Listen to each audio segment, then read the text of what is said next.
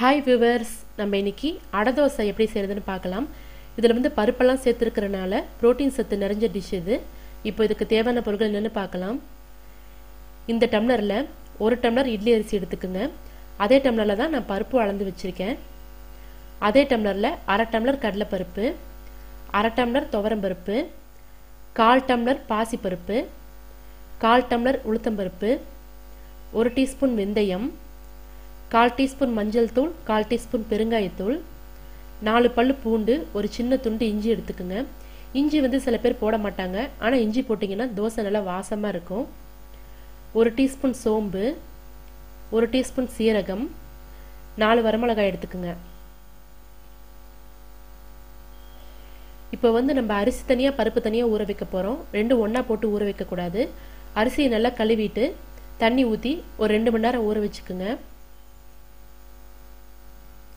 இன்னொரு பாத்திரத்தில் நம்ம எடுத்து வச்சிருக்கிற துவரம்பருப்பு, கடலைப்பருப்பு, உளுத்தம்பருப்பு, பாசிப்பருப்பு, வெந்தயம் இதெல்லாம் போட்டு மிக்ஸ் பண்ணி ஒரு 3 தடவை நல்லா வாஷ் பண்ணிக்கோங்க. இப்போ பாருங்கள், ஒரு 3 தடவை நல்லா வாஷ் பண்ணியாச்சு. இப்போ இதில் சீரகம், சோம்பு, வரமிளகா, இஞ்சி, பூண்டு இதெல்லாம் போட்டு தண்ணி ஊற்றி இதையும் ஒரு 2 மணி நேரம் ஊற வச்சுக்கோங்க.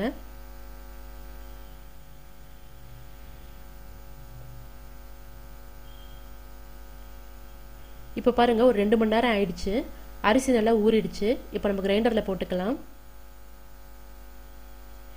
எப்போவுமே அடை தோசைக்கு வந்து அரிசி தனியாக பருப்பு தனியாக தான் ஆட்டணும். ரெண்டும் ஒன்றா போட்டு ஆட்டக்கூடாது. அப்படி ஆட்டினீங்கன்னா ரொம்ப கொலன்னு ஆகிடும். அது வந்து அடை தோசைக்கு நல்லா இருக்காது.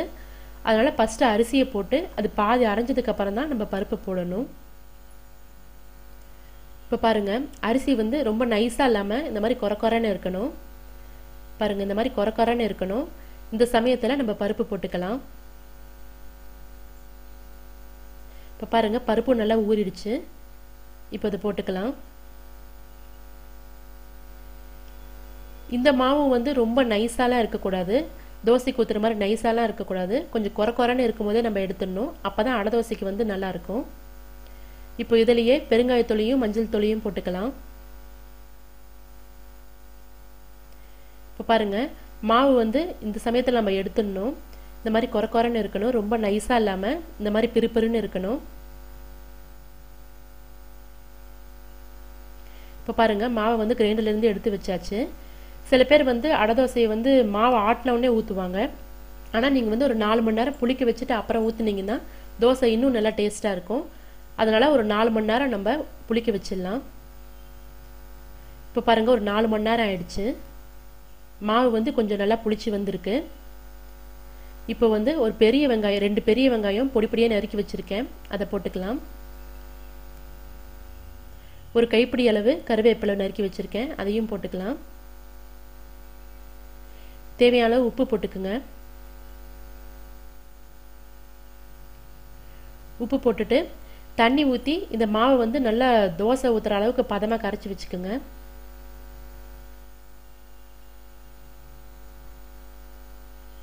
இப்போ பாருங்கள், தண்ணி ஊற்றி நல்லா கரைச்சாச்சு. இந்த மாவு வந்து ரொம்ப கெட்டியாகவும் இல்லாமல் ரொம்ப தண்ணி மாதிரியும் இல்லாமல் இந்த மாதிரி தோசை ஊற்றுற பதத்தில் இருக்கணும். அடுப்பில் தோசைக்கல் வச்சுக்கோங்க. தோசைக்கல் வந்து நல்லா ஹீட் ஆகணும். நல்லா ஹீட் ஆனதுக்கப்புறம் ஒரு சொட்டு எண்ணெய் விட்டு நல்லா ஸ்ப்ரெட் பண்ணிக்கோங்க.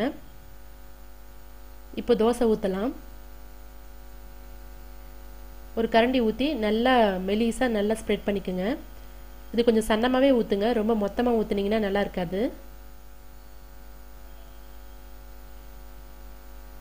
சுற்றி எண்ணெய் விட்டுக்கலாம். அடுப்பை மீடியம் ஃப்ளேமில் வச்சுட்டு ஒரு 2 நிமிஷம் நல்லா வேக விடுங்க. ஏன்னா அதில் பருப்பெல்லாம் இருக்கிறதுனால நல்லா வேகணும். இப்போ பாருங்கள், ஒரு பக்கம் நல்லா வெந்துருச்சு.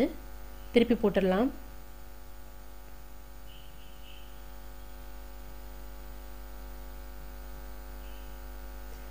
இப்போ சுற்றியும் கொஞ்சம் எண்ணெய் விடுங்க.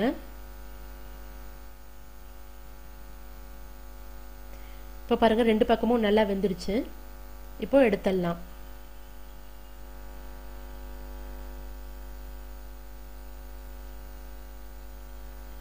இப்போ டேஸ்டியான அடை தோசை ரெடி ஆயிடுச்சு. இது தேங்காய் சட்னியோட சாப்பிட்டீங்கன்னா ரொம்ப நல்லா இருக்கும். இது ரொம்ப சத்தான டிஷ்ஷுங்கிறதுனால நீங்கள் அடிக்கடி நீங்கள் செஞ்சு சாப்பிட்லாம்.